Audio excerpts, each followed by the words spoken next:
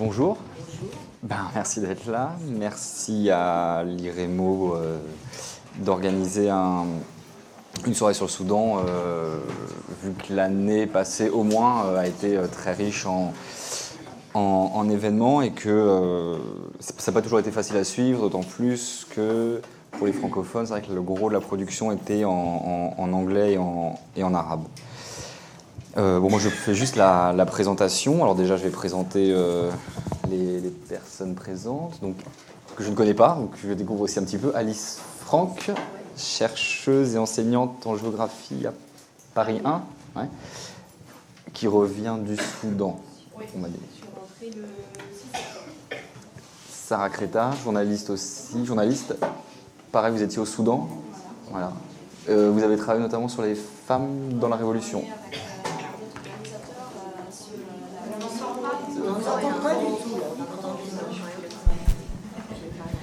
On a travaillé avec notre réalisateur sur un documentaire pour Arte, qui c'est toujours en ligne, s'appelle Les femmes en première ligne. Et c'était notamment sur les rôles de la femme dans la révolution soudanaise. D'accord.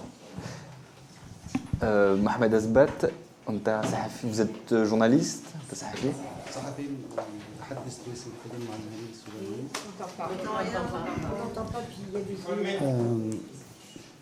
متحدث باسم التجمع المهني صحفي ومحلل سياسي.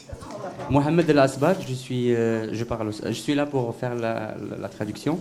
Je m'appelle Mohamed El Asbat, je suis journaliste et je suis porte-parole de l'Union des journalistes professionnels soudanais. Vous résidez à Paris. Oui.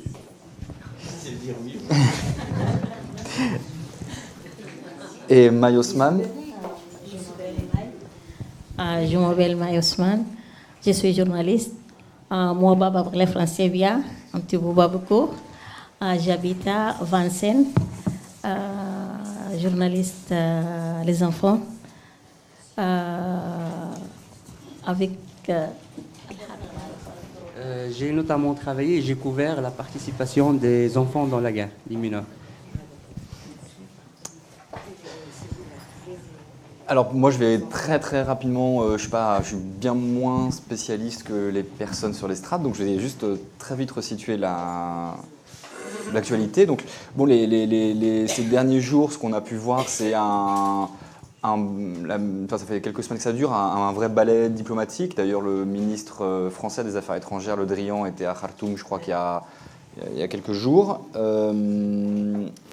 Aujourd'hui, Hamdok, le Premier ministre, est en Égypte. Il était avec des militaires soudanais il y a quelques jours à Juba, au Soudan du Sud. Et les échanges sont assez réguliers avec Addis Abeba, Abiy Ahmed, le Premier ministre éthiopien, un homme assez puissant dans la région. Et lui et ses équipes sont souvent à Khartoum, et inversement, des militaires comme des civils soudanais sont souvent à Addis Abeba, où vivait d'ailleurs Hamdok jusqu'à il y a quelques mois encore. Il a été lui-même diplomate et économiste, passé par la BAD, la CEA, donc c'est un habitué d'Addis Abeba. Ce Hamdok, donc ce nouveau Premier ministre, sur lequel il y a eu quand même une attention médiatique, même en langue française, assez importante, il a prêté serment le 21 août. Sa désignation est le fruit vous m'arrêtez si je me trompe, mais sa désignation a été le fruit d'un accord signé quelques jours auparavant, aux alentours, je crois, du 17-18, c'est ça, un accord entre le Conseil militaire de transition, qui s'était imposé au début de l'été, suite au cours de l'intifada. Donc d'un côté ce Conseil militaire de transition, et de l'autre ces fameuses FCL, Forces du changement et de la liberté, qui représentent une frange du mouvement civil d'opposition à Omar al-Béchir.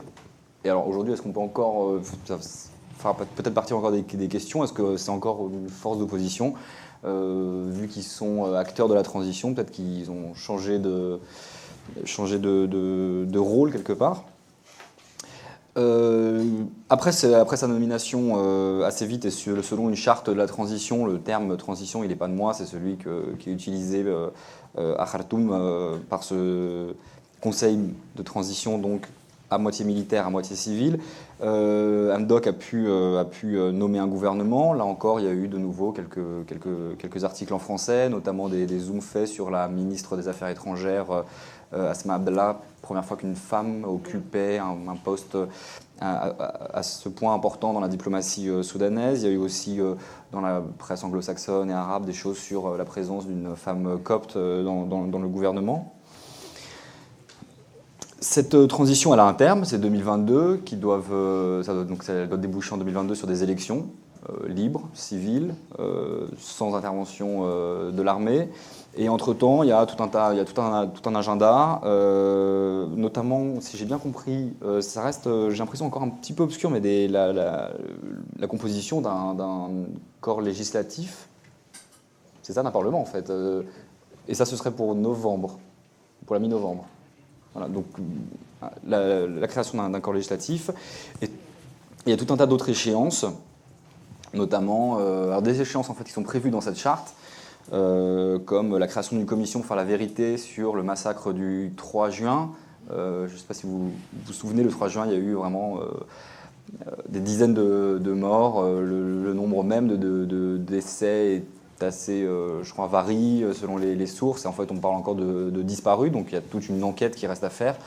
Ça fait partie des missions du Conseil de transition.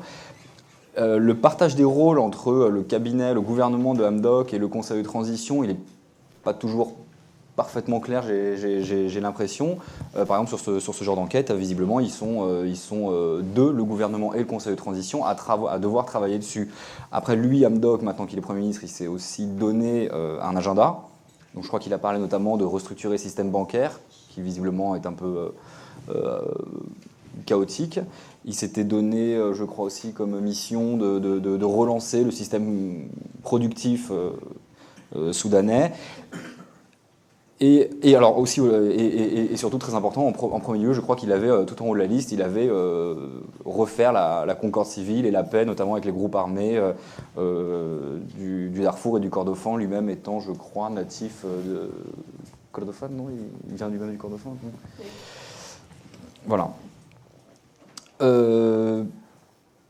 Pour autant, il y a encore je crois, d'après ce que j'ai compris, il y a encore des critiques. C'est vrai que la présence de civils au gouvernement, la présence d'une figure apparemment relativement appréciée et assez charismatique à la primature n'empêche pas que j'ai lu là des communiqués du Parti communiste qui a encore visiblement une assise assez importante dans Khartoum et sa banlieue, et puis du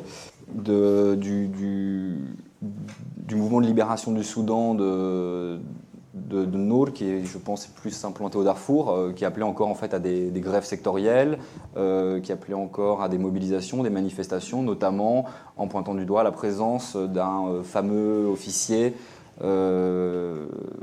Hemeti Daglo, je crois qu'on l'appelle, Daglo, au sein du Conseil de transition, lui étant à la tête d'une force au sein de l'armée et ayant aussi visiblement la main sur tout un tas d'appareils économiques et ayant un accès visiblement aussi à des personnalités importantes dans les capitales étrangères ayant de l'influence à Khartoum, notamment en Arabie Saoudite et aux Émirats. Je crois que ces revendications, visiblement, du Parti communiste ou du mouvement de libération du Soudan sont aussi soutenues dans une certaine mesure. Du coup, on pourra nous en dire plus, sont encore soutenus dans les comités de quartier et dans les associations professionnelles qui ont été, comme ça avait été assez vite remarqué, l'épine dorsale de l'intifada entre 2018 et 2019. C'est la présentation, ça va? Ouais. Eh ben, est-ce que quelqu'un veut commencer sur un des sujets, du coup, le terme de transition, la place des militaires, le rôle des femmes, la géographie de la révolution?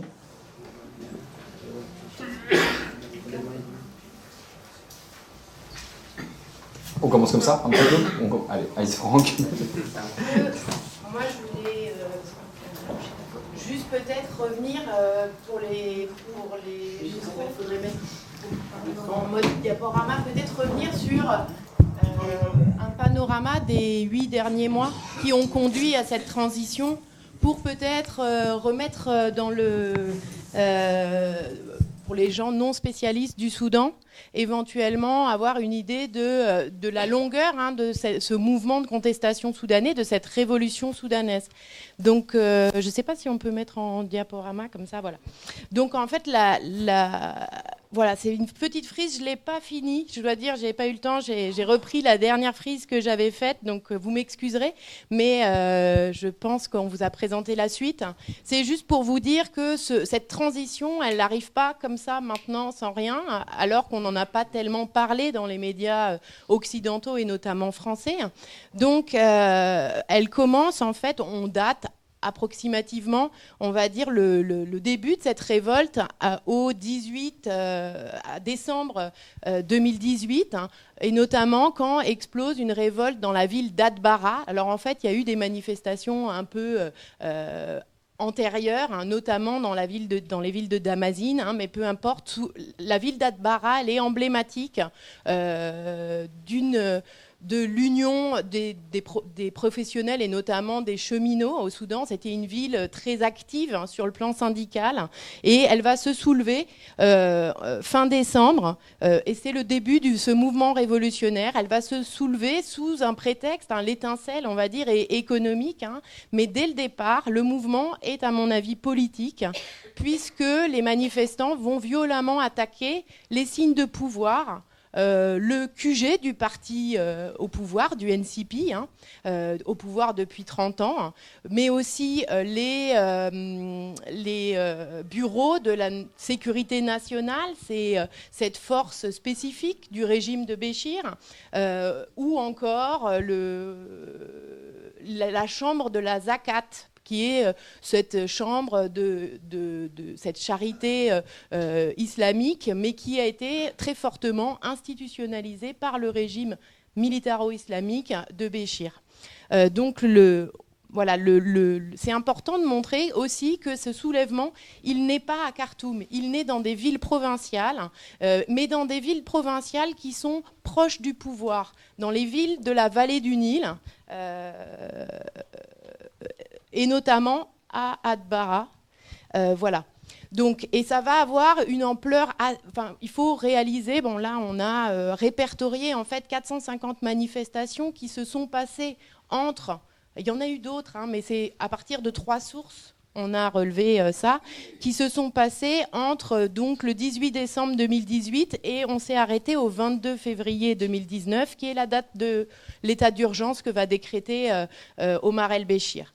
On voit bien que les villes de la vallée, donc vous voyez Atbara, qui est cette ville de la vallée du Nil, mais aussi la Gézira, qui est cette partie entre deux Nils, qui sont des régions qui ne sont pas des régions périphériques comme le Darfour, comme le Sud Kordofan, et qui habituellement ne sont pas des régions de la contestation du régime, plutôt des régions proches. Et on va retrouver, proches du régime, et on va retrouver cette même dynamique à l'échelle de Khartoum, où ce ne sont pas tant les quartiers périphériques qui vont se soulever, mais les quartiers centraux. Et finalement, les populations, on va dire, qui n'étaient pas vues comme une force de contestation. Donc, voilà. Le mouvement va durer longtemps. Donc, le mouvement va se structurer progressivement autour notamment de la SPA, Sudan Professional Association, qui va petit à petit structurer, qui rassemble ce mouvement, cette Sudan Professional Association, elle rassemble plusieurs syndicats de professions libérales, de médecins, des ingénieurs, des journalistes, et qui va progressivement émerger comme l'acteur central de cette révolution. Le 22 février, Béchir va décréter l'état d'urgence et limoger la plupart des gouverneurs de tous les États. Il va limoger tous les gouverneurs pour placer des personnalités plus loyales, plus dures, et notamment des militaires. Au même moment, ce même jour, des millions d'Algériens descendent dans la rue. Alors, c'est peut-être pas important, mais il y a des jolis échos qui ont été faits entre l'Algérie et le mouvement soudanais. Ça faisait donc quand même plus de 3 mois que les Soudanais luttaient avec des manifestations qui étaient constantes dans les quartiers, mais qui n'étaient pas des manifestations d'ampleur. Il est très difficile à Khartoum, sous le régime de Béchir, de rassembler des centaines de milliers de personnes dans la rue. Donc ça n'a pas la même signification d'avoir des centaines de personnes à Khartoum qui manifestent qu'à Paris ou en Algérie. Mais en Algérie, 1 million de personnes descendent dans la rue et les Soudanais vont aussi voir la force que prend la foule dans la rue. Il va y avoir la poursuite des actions et la multiplication. Les Soudanais ont montré une innovation assez forte en termes de mode d'action, des grèves, des désobéissances civiles, des appels à ne rien consommer. En tout cas, des modes d'action qui vont se multiplier malgré l'état d'urgence et malgré la répression du régime. Parce qu'il faut voir qu'avant le massacre de juin, il y a quand même eu plus d'une centaine de morts. Et dès les premières manifestations, notamment à Guédaref, vous avez eu 13 morts. Mais cela dit, par rapport aux révoltes précédentes, et notamment à 2013, vous avez une première manifestation à Khartoum, premier jour, plus de 200 morts. Là, le fait que ce soit des populations assez proches du régime, des villes qui n'étaient pas vues comme des potentiels de contestation, la répression va être quand même moindre qu'en 2013 ou en 2012. Voilà.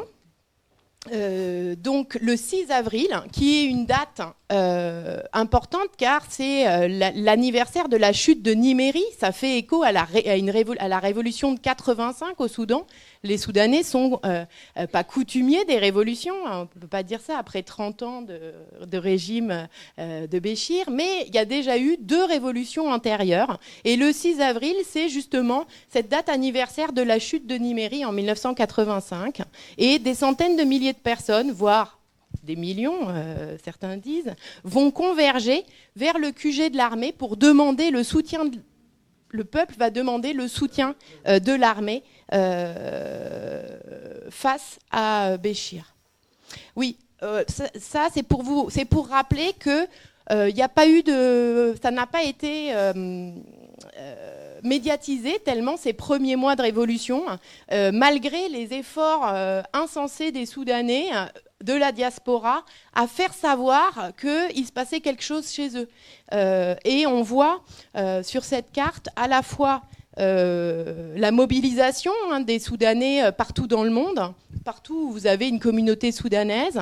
Vous voyez aussi, on peut y lire aussi les politiques migratoires, notamment françaises et allemandes, de dispersion, de répartition des communautés soudanaises dans le pays. À Londres, par exemple, a concentré l'ensemble des manifestations en soutien au mouvement soudanais, alors qu'en France, vous avez eu des manifestations en soutien à la révolution soudanaise à Arras, Poitiers, Marseille, dans toutes les villes qui comptaient des Soudanais. Voilà. Donc les Soudanais convergent par centaines de milliers devant le QG de l'armée et le 6 avril, le 11 avril, c'est la chute de Béchir. Cette caricature de Khalid El-Bey exprime l'un des slogans les plus importants de la révolution, qui est « Tascout Bess ». Dégage, c'est tout, avec Béchir qui chute, mais vous allez avoir des scènes de liesse particulièrement importantes dans le pays, sauf que 2 jours après, je me suis bien amusée. 2 jours après, il va être nommé à la tête du pays, un très proche de Béchir, tout de suite, qui fait que les gens vont continuer à maintenir la pression sur le régime en place. Ils vont maintenir la pression malgré le ramadan qui va commencer, probablement alors que les militaires vont penser que ça va s'épuiser, malgré ramadan. Et vous allez avoir une convergence des forces autour de ce QG qui viennent de Khartoum, mais également d'Atbara, du Darfour.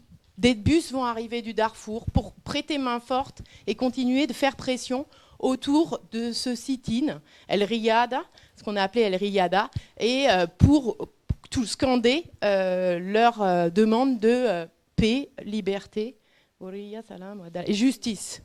Voilà. Le 3 juin, la veille de l'Aïd, c'est la douche froide, c'est le massacre sur le sit-in. Alors, ce n'est pas des dizaines de morts, hein, c'est des centaines.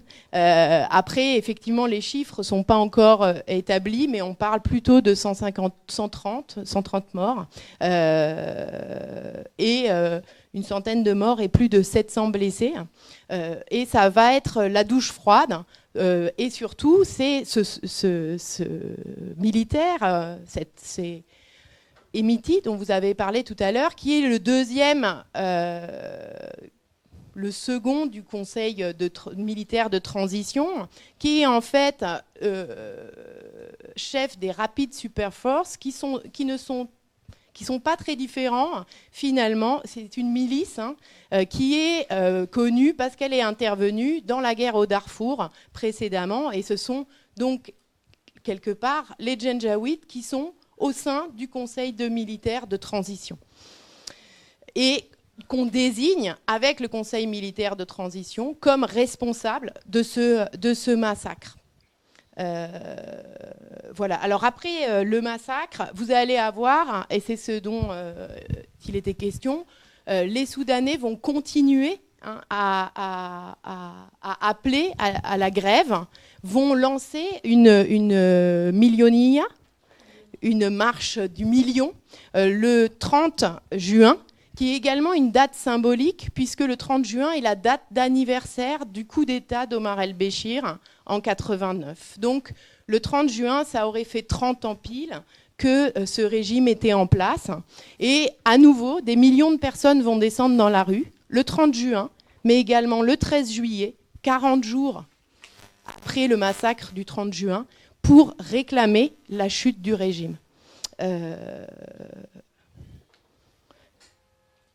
Et ensuite, on va réussir à trouver, donc pour montrer que cette transition, elle n'était pas du tout toute trouvée, même si personne n'en doutait, mais il y a eu un long travail de longs mois pendant lesquels l'opposition soudanaise, la transition s'est préparée et va finalement aboutir, fin juillet, un accord va être trouvé entre les forces de la liberté et du changement, qui sont une émanation de la SPA, mais aussi des mouvements, des partis politiques et de mouvements d'opposition, qui vont réussir à se mettre d'accord avec le Conseil militaire de transition pour créer un conseil souverain, devenu ensuite conseil de transition, qui a chopé notamment sur la représentation entre militaires et civils. Finalement, ce conseil de transition est formé de 6 civils et 5 militaires, même si les militaires conservent le pouvoir, la tête, pendant les 22 premiers mois, je crois, avant que les civils enchaînent prennent la tête de ce conseil de transition pour les 18 mois suivants, avant les élections. Donc voilà pour vous brosser un peu un panorama de ce mouvement de révolte qui aboutit à une transition le 17 août 2019, après finalement 8 mois de lutte, et de lutte acharnée, dont finalement on a assez peu parlé. Voilà, peut-être je vais laisser parler les tenants de la SPA, ou Sarah. Je vais vous ramener à Khartoum. On montre des images de Khartoum pour vous donner un peu l'idée de ce que j'ai trouvé quand je suis arrivée à Khartoum en avril. Et c'était notamment cette QG de l'armée qu'on parle.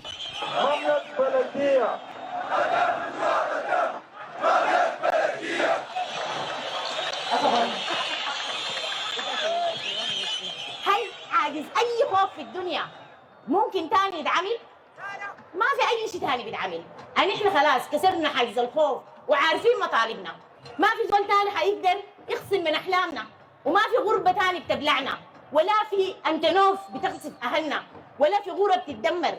خلاص نحن عرفنا دربنا، ومطلبنا الاساسي انه الدوله بتاعت الفساد والاستبداد اللي عاشت في ظهرنا طول السنين دي لازم تقع.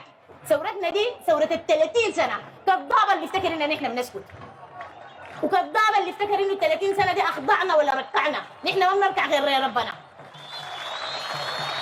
ان شاء الله منصورين. حريه سلام وعداله، الثوره خيار الشعب. حريه سلام وعداله، الثوره خيار الشعب. C'est Hadia Asaballa. Elle était professeure à l'université des femmes de Omdurman à Khartoum.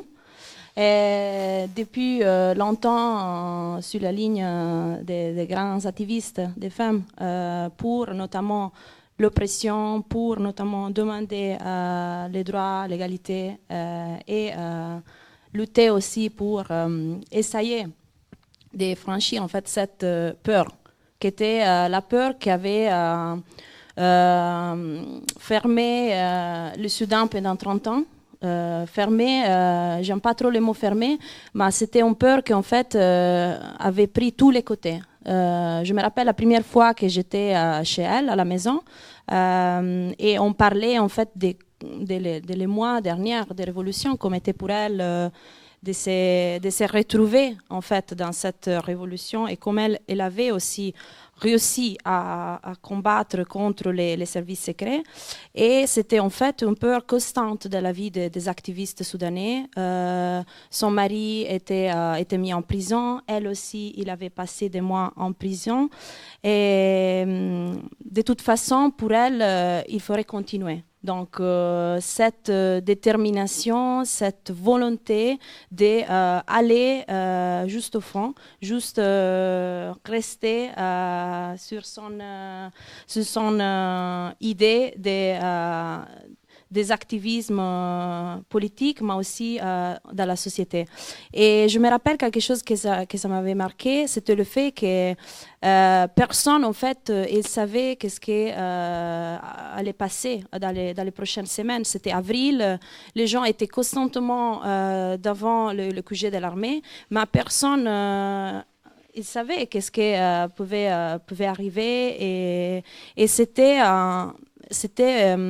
franchement un espace de libération. Je pense que c'est important de rappeler ça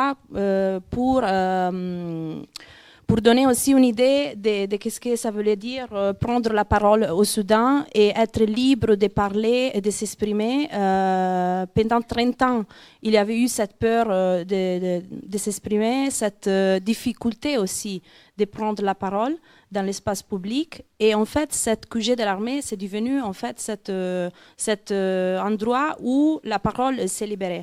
Hadia, par exemple, il faisait des ateliers où les victimes de violations, ils pouvaient finalement parler de ce qu'eux avaient subi ou qu'est-ce qui s'est passé pendant les mois de la révolution ou même avant. Et qu'est-ce que je me rappelle, ça m'avait marqué, c'était aussi le fait que tout le monde, en fait, il voulait prendre la parole. Tout le monde, il voulait monter sur place et parler.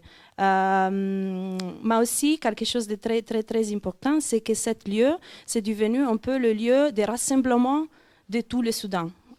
Et là, on passe au deuxième clip. Pour vous montrer en fait l'arrivée des bus de Darfour en masse. Donc pour la première fois, assez de gens ils sont arrivés de la région de Darfour. Encore une fois, cette dimension de la périphérie et du centre très très très importante au Soudan. Donc là finalement c'est les gens de la périphérie qui arrivent à Khartoum et aussi à revendiquer.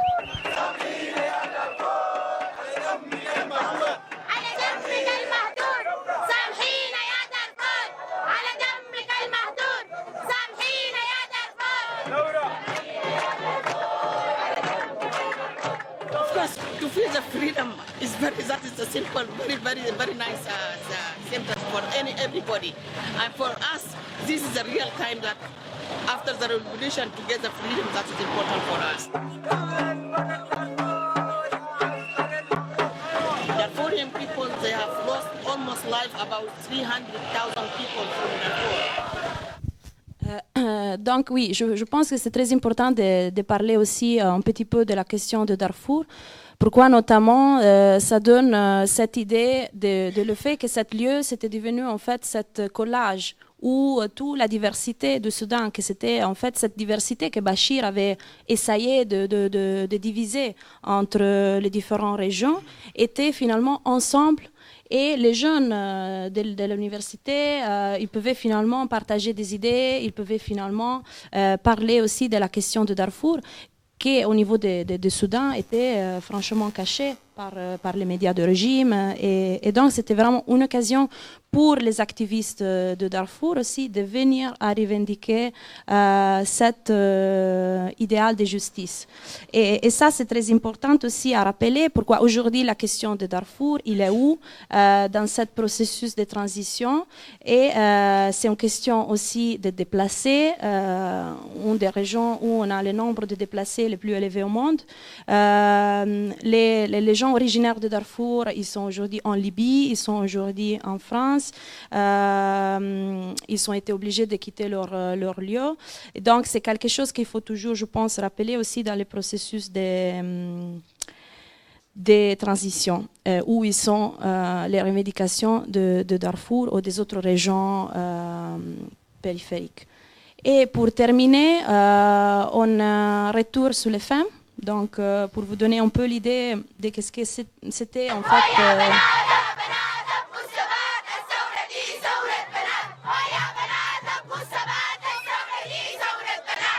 النساء ما هي في الدور الثاني، ما هي في حوش الحريم، هنحن فاعلات على مر الازمنه، هنحن فاعلات من 89 قدمنا شهداء، قدمنا شهيدات، شاركنا بالخطط، شاركنا بالبرامج، شاركنا في الاعتصامات، شاركنا لانه ده حقنا.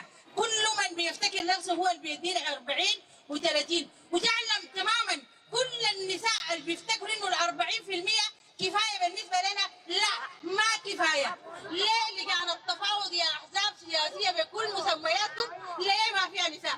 حقنا كامل ومن كامل، حقنا كامل ومن كامل. Donc, je pense que c'est intéressant aussi de voir cette revendication des femmes. Pourquoi, encore une fois, dans la transition, ils sont où les femmes? C'est où la voix de cette femme? C'était assez fort de voir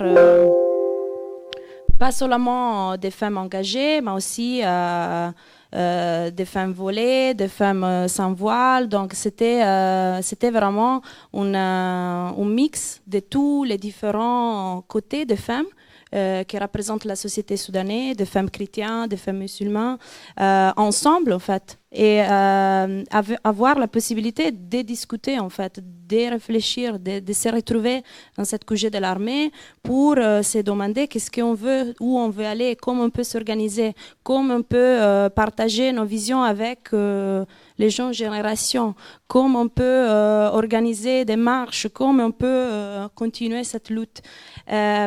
Ça c'est aussi important de ne pas penser que cet lieu c'était devenu un endroit libre où chacun il pouvait faire ce qu'il voulait. C'était quand même difficile de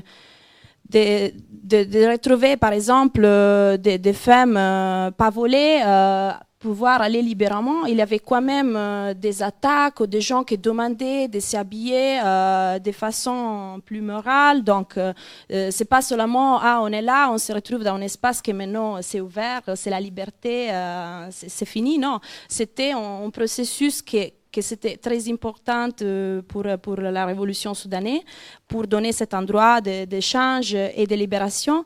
Mais je pense qu'il faut continuer. C'est une étape qui a permis au Soudan de trouver cette libération. C'était très important pour permettre aussi à les Soudanais de s'exprimer, de se connaître, de trouver d'autres relations avec d'autres régions du Soudan. Mais je trouve que les questions qui étaient au QG de l'armée, ils ne sont pas encore été touchés aujourd'hui. ils sont encore là. La question de la justice est encore là.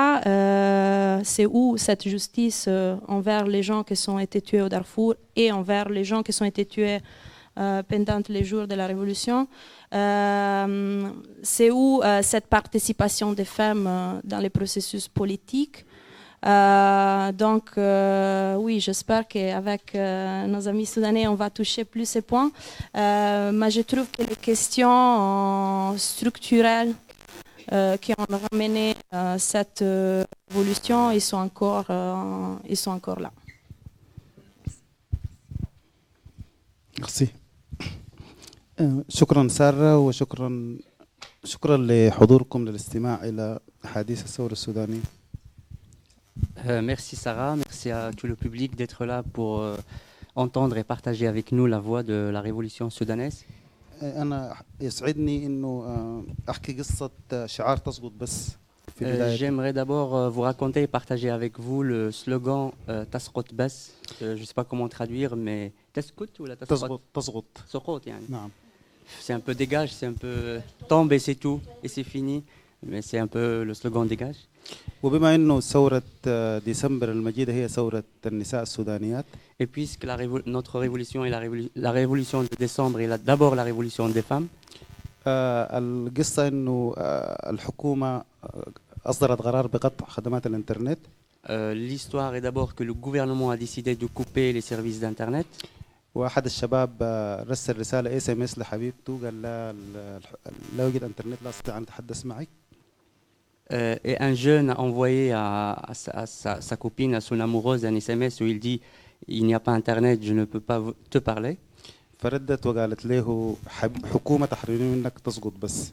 Alors il lui a répondu un gouvernement qui me prive de toi doit tomber. وبالتالي أصبحت واحدة من أعظم شعارات الثورة السودانية الثالثة. Et donc c'est là un peu l'origine de ce slogan de tu tombes et c'est fini et c'est tout. التحية للمرأة السودانية لأنه مشاركة المرأة تجاوزت 60% في ثورة ديسمبر المجيدة. Donc j'aimerais saluer le rôle et la participation de la femme qui a dépassé 60% pendant cette révolution. طيب أنا حأتكلم عن تجمع المهنيين SPA. J'aimerais maintenant parler du rassemblement des تجمع المهنيين السودانيين SPA rassemblement des professionnels soudanais, l'association des professionnels soudanais. تجمع المهنيين هو لحد كبير يعتبر الرافعة الأساسية لثورة ديسمبر. J'aimerais en parler parce qu'il a joué un grand rôle, il a joué un rôle moteur dans cette révolution. لا أحد يستطيع أن يقول أنه قائد الثورة ولكن هو الرافعة الأساسية لأن الثورة هي ثورة كل الشعب السوداني. Personne ne peut dire que c'est ce rassemblement qui a fait la révolution, mais il y a quand même fortement contribué. في تراث الثورات السودانية في أكتوبر 64 وأبريل 85 عادة تقود الثورات النقابات المهنية. En général, dans les deux périodes un peu révolutionnaires, 64 et 85, c'est les syndicats et les rassemblements professionnels qui ont joué un rôle majeur. ونجحت الثورتين في أكتوبر 1964 وفي بإطاحة الدكتاتور وفي أبريل 85 بإطاحة الدكتاتور أيضا. Et les deux révolutions que je viens de citer, c'est-à-dire celle d'octobre 64 et 1985, ont réussi à faire chuter le régime, à faire tomber la dictature. ولكن في 2019 كان الأمر أكثر تعقيدا. Mais en 2019, la chose est beaucoup plus compliquée que ça. لأنه لا توجد نقابات في الأساس، كل النقابات نقابات حكومية. Parce que tout ou la quasi-totalité des syndicats sont des syndicats pro-gouvernement. وبالتالي لجأ المهنيون إلى بناء نقابات موازية. C'est pourquoi les professionnels ont été contraints, obligés, forcés de construire et de se mobiliser autour de syndicats et de rassemblements alternatifs. في ظروف بالغة التعقيد في ضغط أمني عنيف. Dans des conditions très difficiles, avec la pression et l'oppression des services de sécurité. وهجرة عدد كبير جدا من الكوادر المهنية السودانية. Et une grande migration massive des cadres soudanais.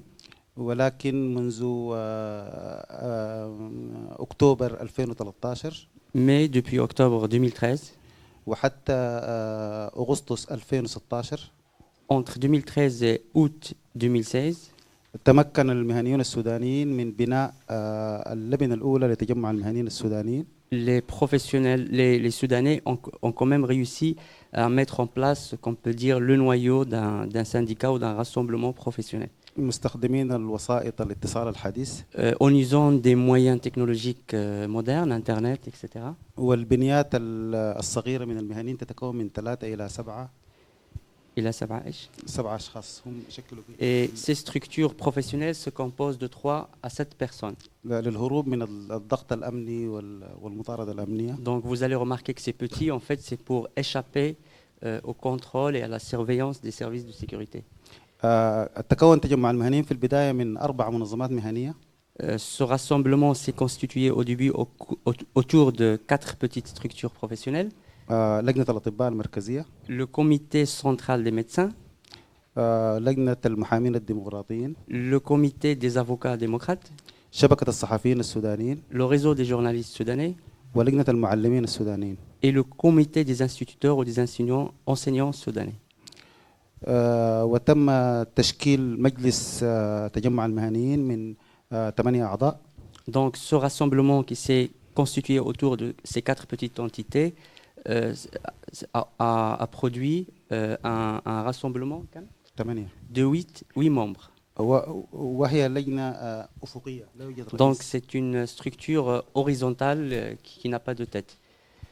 وتم تكوين سكرتارية من 8 أيضا. Avec également un secrétariat exécutif également de 8 personnes. في أغسطس 2019. Donc ça c'est pour la structure. En août 2019. أصدر تجمع المهنيين أول وثيقة. Le rassemblement a produit le premier document عن ضعف الأجور في مقابل الحاجة اليومية للعاملين السودانيين في مختلف المهن في السودان. Sur le niveau de vie au Soudan par rapport au salaire. في 13 ديسمبر 2018 Le 13 décembre 2018 اندلعت مظاهرات في مدينة الدمازين نظمتها لجنة المعلمين في الدمازين شرق السودان. مدينة الدمازين. Une manifestation a éclaté, des instituteurs ou des professeurs ont organisé une grande manifestation à Damazine, dans le sud du Soudan, جنوب السودان. لا جنوب شرق جنوب السودان. جنوب الشرقي. Dans le sud oriental du Soudan.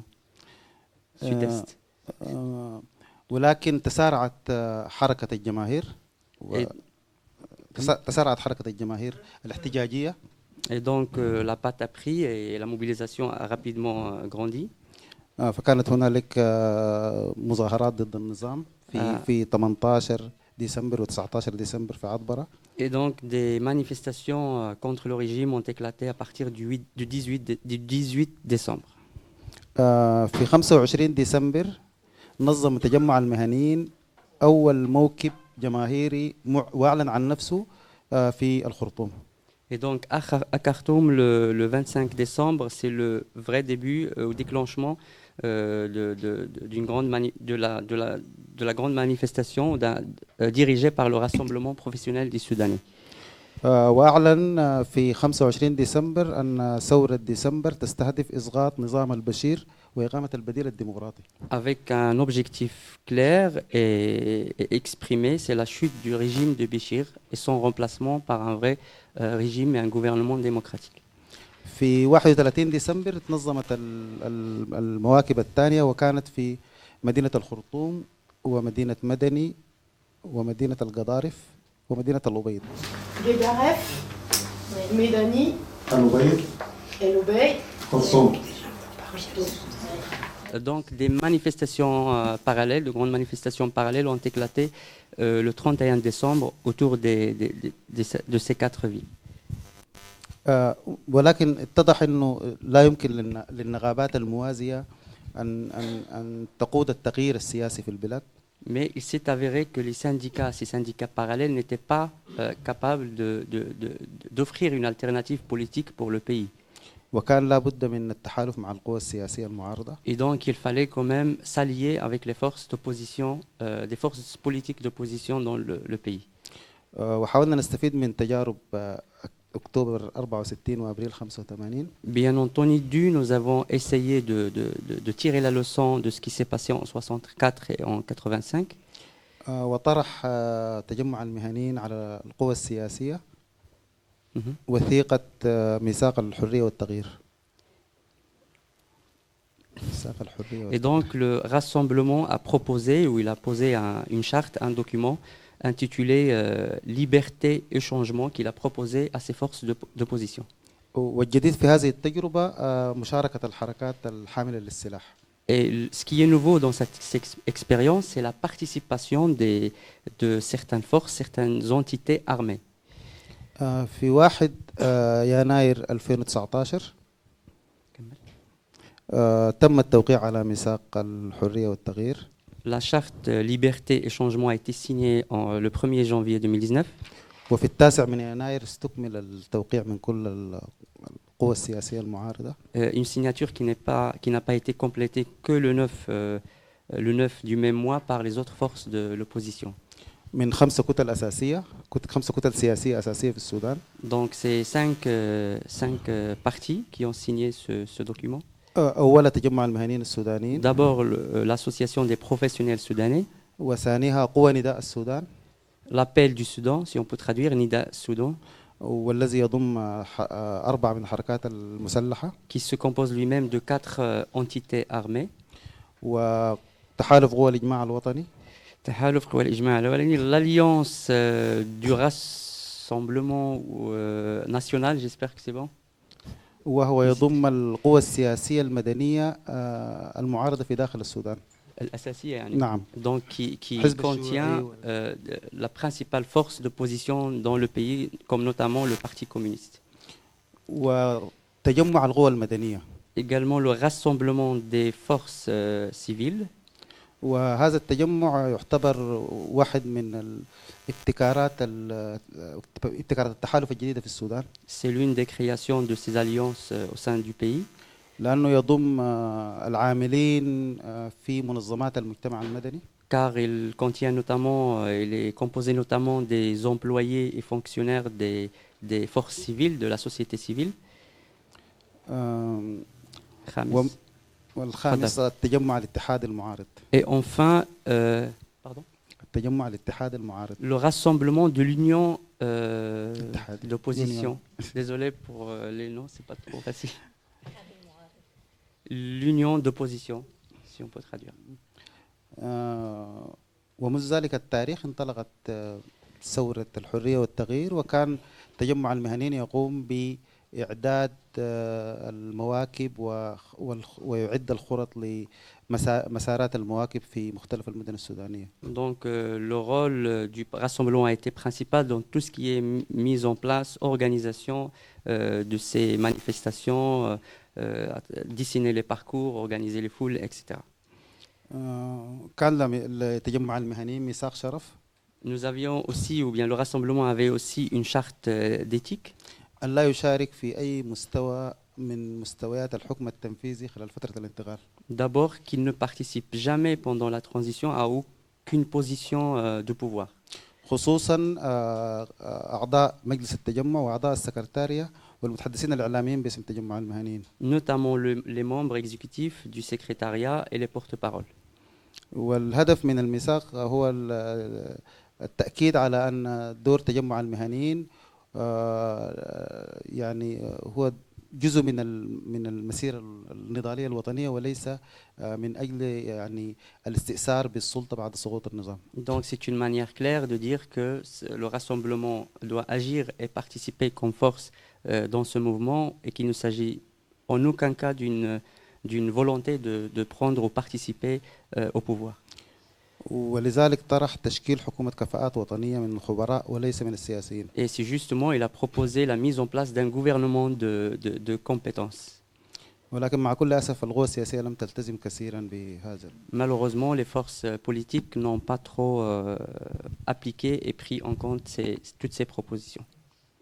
ده بإيجاز عن تجمع المهنيين. Ça, c'est brièvement sur l'association des professionnels soudanais. أكبر التحديات اللي بتواجه ثورة الحرية والتغيير. Maintenant, un des grands défis qu'affronte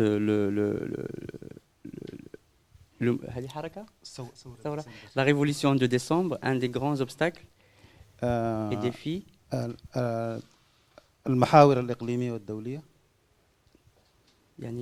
يعني المحور السعودي الأماراتي المصري. C'est d'abord les forces ou les axes étrangers, d'abord les Qataris et celui de l'Arabie Saoudite. لسبب بسيط جدا لأنه خلال ال20 عاما الماضية يعمل هذا المحور على إجهاض أي ثورة قامت في المنطقة العربية. Pour la simple raison que cet axe du Qatar et de l'Arabie Saoudite a fait tout ce qu'il pouvait pendant les 20 dernières années pour avorter toute tentative de révolution dans la région arabe. كما حدث في مصر وفي ليبيا وفي اليمن. Ça s'est passé en Égypte, au Yémen, en Syrie. Syrie أيضا. يعني لحد ما. ولهذا المحور مع كل أسف ولهذا المحور علاقة يعني تاريخية مع المكون العسكري في مجلس السيادة في السودان. Et malheureusement, cet axe, ce Qatari saoudien a une relation et un rapport avec les militaires dans le Soudan. أيضا من المخاطر العلاقة الملتبسة مع الدول الاتحاد الأوروبي. Également, parmi les obstacles et les défis, c'est la relation ambiguë avec l'Union européenne. التي دعمت الدكتاتور ودعمت القائد الميليشي الجنجويد حميدتي. Qui a clairement soutenu la dictature et le leader des Janjawids.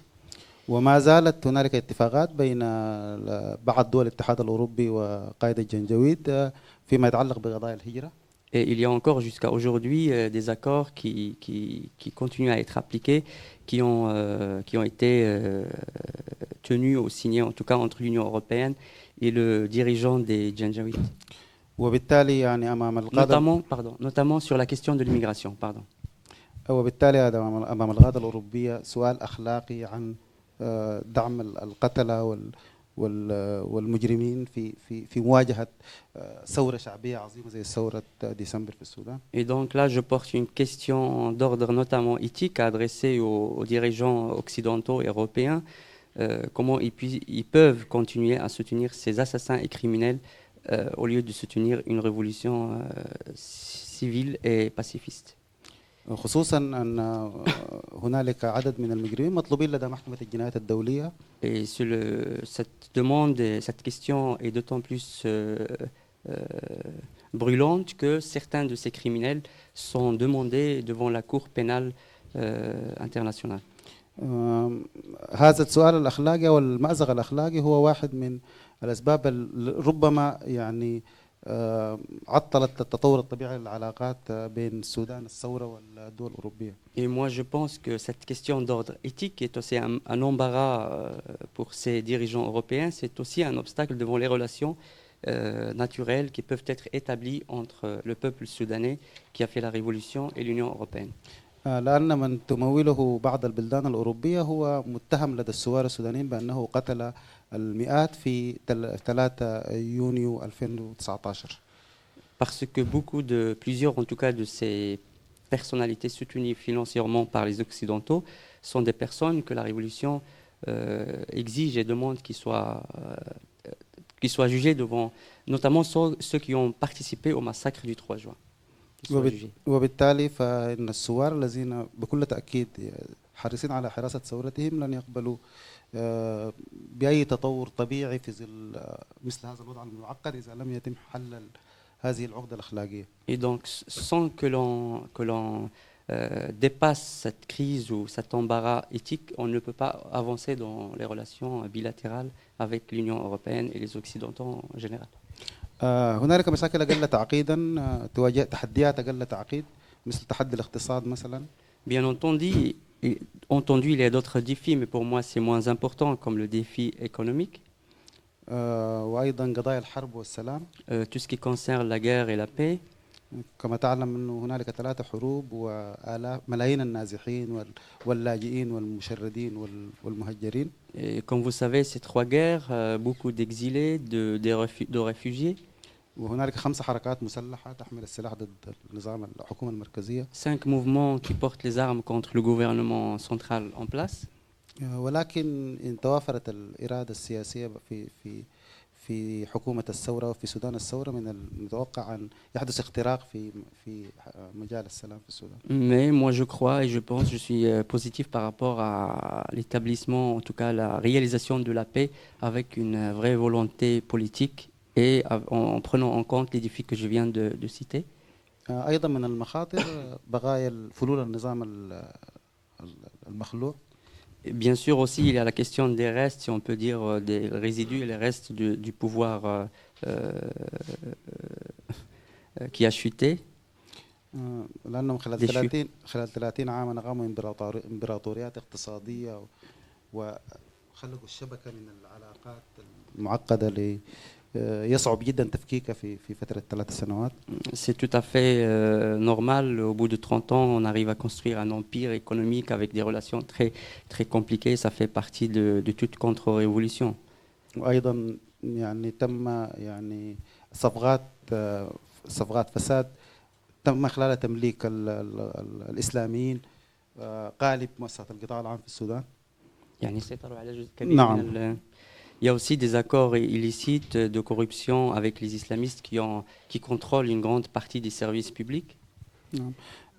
ولكن لا خوف من ذلك لأن هذه الثورة من قادوا الثورة أعمارهم تتراوح ما بين 18 ل 30 عاما وبالتالي لا خوف على أن يعود الإسلاميين من أي نافذة خلفية أو من أي مكان آخر لأنه يعني السودانيين وضعوا حد إلى تجربة الحكم الإسلامي وللأبد. Mais moi je suis très positif et je pense que ce danger des islamistes n'est pas très grand au Soudan, vu que la majorité, ou en tout cas l'âge moyen des participants à la révolution est entre 18 et 30 ans. Et donc c'est une génération qui a dit non aux islamistes et ils ne peuvent pas retourner ni par la porte ni par la fenêtre.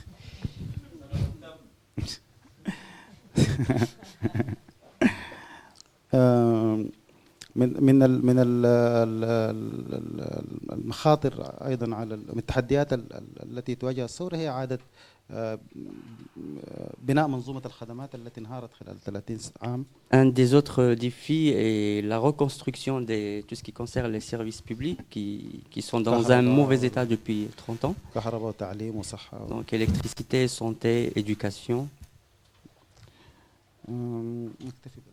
Voilà, je m'arrête là.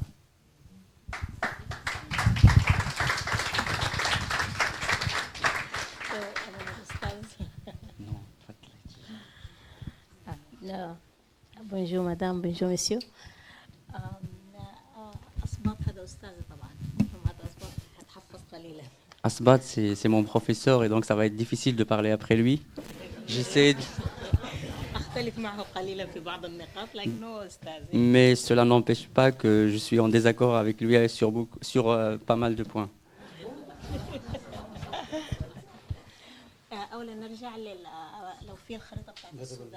J'aimerais bien revenir sur la carte du Soudan. السودان حابة في البداية نتكلم عن موقع السودان ودول الجوار حتى يعرفوا أهمية الثورة السودانية إنه المجتمع الدولي المفترض يدعم إن الثورة السودانية دي لابد إن تصل مستواها والبر الأمان بسبب موقع السودان الجغرافي. J'aimerais juste insister, ça peut paraître naturel, mais j'aimerais insister d'abord sur la position géographique du Soudan qui normalement doit obliger les États européens à soutenir cette révolution.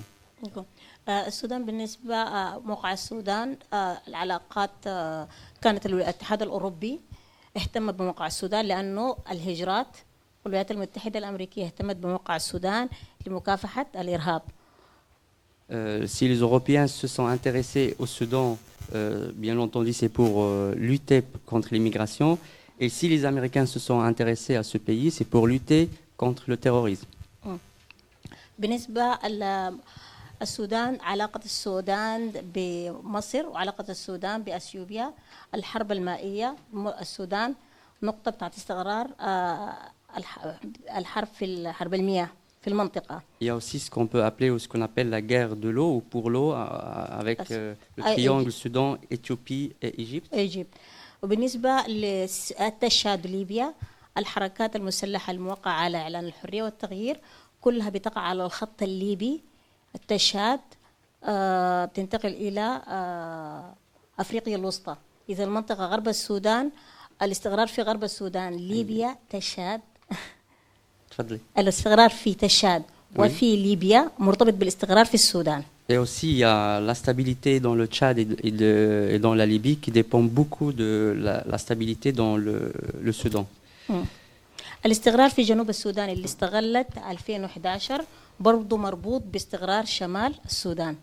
Également, bien entendu, le rapport entre la stabilité sécuritaire dans le sud du Soudan avec le nord du Soudan.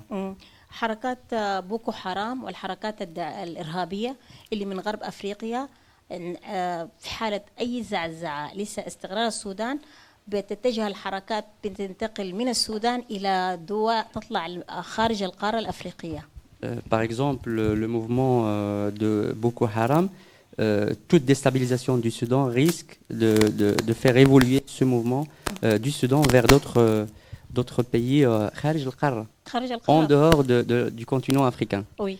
العلاقة السودان بالبحر الأحمر الخلاف الخليجي الإماراتي السعودي واليمني الحوثي السودان مشارك بشكل كبير في الحرب بتاع حرب الخليج وده محور آخر كان مسبب خلاف داخلي أو فيما بعد مؤثر برضو بالمنطقة منطقة الشرق الأوسط. Également ce qui se passe au Yémen avec la guerre du Yémen et donc tout ce qui est en rapport avec la sécurité dans la mer Rouge peut également influencer la sécurité dans le Soudan et l'inverse c'est vrai. إذا استقرار السودان أو اكتمال ثورتها مفيد لكثير من دول الجوار في الاستقرار بتاع المنطقة إكزامبل ليبيا تشاد جنوب السودان أفريقيا الوسطى وبينما يكون اكتمال الثورة السودانية ممكن يكون مهدد لدول الخليج بالإمدادات العسكرية ومهدد لمصر بتحرك الانتفاضة المصرية بعدم قبول العسكر. Et donc c'est pour dire que la stabilité dans le Soudan et la réussite de la révolution, de ça dépend beaucoup la sécurité dans plusieurs pays, dans la Libye, le Tchad, l'Afrique centrale, le Moyen-Orient en général. D'accord. الثورة السودانية اكتملت أم لم تكتمل؟ لم تكتمل الثورة السودانية. Est-ce que nous avons vraiment accompli notre révolution? Est-ce que la révolution soudanaise a réussi ou pas? C'est ça la question. Moi je dis non. كثير من المؤشرات بتقول إنه الثورة السودانية لم تكتمل. إعلان الوثيقة الدستورية التي وقع عليها الطرفان في 17 من الشهر الماضي أغسطس الماضي كان فيها كثير من التحفظات تحفظ عليها كثير من أطياف الشعب السوداني ليس من الموقعين قوى الحرية والتغيير إنما من أطياف الشعب السوداني كان في كثير يقال أنها ليست الوثيقة التي اتفق عليها الطرفان إنما وثيقة أخرى وده حديث لاحق سنتحدث عنه. Pourquoi la révolution pour moi n'a pas réussi, en tout cas n'a pas réussi complètement? Il y a plusieurs indicateurs. D'abord le document constitutionnel signé ou l'accord signé. Beaucoup de Soudanais, en tout cas plusieurs franges du peuple soudanais, ont émis des réserves sur cet accord-là ou ce document-là. Il y en a même qui vont jusqu'à dire que ce n'est pas le même document sur lequel les différentes parties se sont mises d'accord. الثورة السودانية الشيء الواضح المؤكد فيها أن الشارع السوداني أو الشباب السوداني حارس الوثيقة حارس الثورة السودانية دلالة على ذلك انسحاب مواقف الحزب الأمة من بداية الحراك وانسحاب الحزب الشيوعي في نهاية الحراك مما يدل على أن الثورة السودانية ليست بقيادة أحزاب إنما تحريك حركة لشارع ويرى كثير من السودانيين أن الثورة السودانية فيها تشابه للثورة الفرنسية. Ce que je peux dire aussi, c'est que ce que je peux par contre affirmer, c'est que cette révolution a des gardiens, c'est sa jeunesse. D'ailleurs, il y a deux indicateurs, c'est le Hizb al-Umma, le parti de la nation, si on peut traduire, qui a quitté le mouvement au début, et le parti communiste qui a quitté à la fin. Cela veut dire que c'est la rue qui est le moteur de cette révolution. تحديات المرحلة الانتقالية. Les défis de la transition, par rapport aux défis de la transition. تحديات المرحلة الانتقالية الوضع الاقتصادي في السودان دي من أكبر المهددات والتحديات بالنسبة لاكتمال الثورة السودانية في المرحلة الانتقالية. Pour moi, il y a d'abord le problème économique. الاقتصاد السوداني معقد قليلا بحكم انه 7 ولا 8 مليون من عضوية المؤتمر الوطني يتحكمون في الاقتصاد السوداني او في المنظومة الأفقية في الهيكل السودانية في القطاعات السودانية. 7 مليون من الشعب السوداني. 7 مليون عدد ليس بالقليل. C'est très compliqué et cette économie est très fragile parce qu'elle est contrôlée par 7 à 8 millions de personnes. 7 إلى 8 ملايين شخص يسيطرون على الاقتصاد. 7 8 مليون يعملون مع النظام الإسلامي القديم. Qui travaillent ou qui sont proches et proches du gouvernement, de l'ancien gouvernement islamiste. C'est une petite partie du peuple soudanais qui contrôle cette économie. والثورة السودانية من أحد مطالبها تحقيق العدالة وده ممكن يكون يتعارض مع تحسين الوضع الاقتصادي بصورة إنه 7 مليون من مخلفات النظام السابق تتحكم في الاقتصاد وتعيق لا تستطيع أن تسلم 7 مليون إلى المحاكمات الدولية أو جنائية والوثيقة الدستورية أغفلت ذلك. الوثيقة الدستورية تغاضت قليلا عن ذلك. Et c'est l'un des points omis par ce document constitutionnel. J'espère que c'est la bonne traduction de l'Wathiqa ad-Dusturiya. A omis de parler de ce point-là, c'est-à-dire de parler, en tout cas, et de traîner devant la justice cette petite partie du peuple soudanais qui a main mise sur l'économie soudanaise. الاتحاد الأوروبي والثورة السودانية في الأسبوع الماضي تحرك الاتحاد الأوروبي لدعم الديمقراطية في السودان. La semaine dernière, l'Union européenne s'est mobilisée pour soutenir les démocrates au Soudan. فكان وزير الخارجية وزير الخارجية الألماني قدم 15 مليون دولار يورو 15 مليون يورو لدعم الاقتصاد السوداني. Et donc le ministre des Affaires étrangères allemand a soutenu le Soudan avec 15 millions d'euros. ودفع الاقتصاد وزير الخارجية الفرنسي 60 مليون يورو. Et son collègue et le gouvernement français avec une contribution de 60 millions d'euros. وطلب إنه رفع اسم السودان من قائمة الإرهاب. Et également lever le Soudan parmi la liste des pays terroristes. كثير من الاختلاف تسابق الاتحاد الأوروبي لإقامة علاقات مع السودان علاقات جيدة هو أمر جيد. قد تولد منه ديمقراطية جيدة إذا كان الاتحاد الأوروبي صادق في دعم الديمقراطية في السودان وليست مسألة كما قال عبد الواحد محمد نور مسألة سلام أوراق.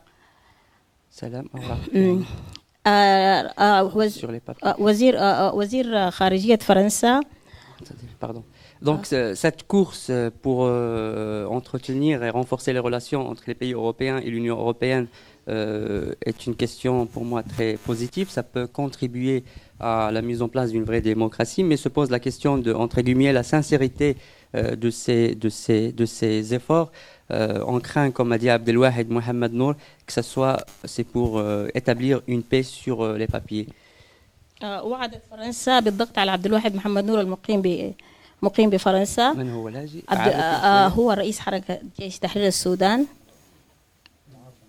من الحركات المسلحة. وعدت فرنسا بالضغط عليه قائد الحركات المسلحة بالضغط عليه للالتحاق بالجبهة الثورية في لم أفهم دقيق. وعدت فرنسا بالضغط على عبد الواحد محمد نور. وعدت حكومة السودان بالضغط على عبد الواحد محمد نور للالتحاق بالسلام. Et donc la France a promis au Soudan de mettre pression sur Abdelwahed Mohamed Nour qu'il participe Abdelwahid Mohamed يشارك Nour فيه؟ في حملة qui réside en السلام France, qu'il participe à la paix dans le Soudan. وهو يقيم هنا في فرنسا ماخذ C'est ce que j'ai demandé. قالت لي قلت لي هو رئيس جيش حركة تحرير السودان حركة مسلحة qui est à la tête d'un des mouvements armés وهو ساكن هنا et بفرنسا il est résident en France. France. C'est un leader rebelle darfouri qui réside à Paris. Il a été question de sa participation, vous m'arrêtez si je me trompe, il a été question pendant longtemps, depuis le début de la donc dite transition, de sa participation aux discussions pour la paix au Darfour et au Kordofan. آخر شيء بدي أقول Dernière chose pour terminer. حركة الإعلام بتاع أكتوبر الذي يحدد هل الديمقراطية في السودان ماضية إلى تكوين ماضية بطريق سليم. أغفلت الوثيقة التي ستوقع في أكتوبر أو المفاوضات التي وقعت في جوبا أغفلت ضحايا حرب دارفور والقوانين التجريم مجرمين الحرب وهذا ما لا يقبله الشارع السوداني. Je pense que la démocratie est sur la bonne route, sauf que le document qui va être signé en octobre a omis les victimes de Darfour. Alors pour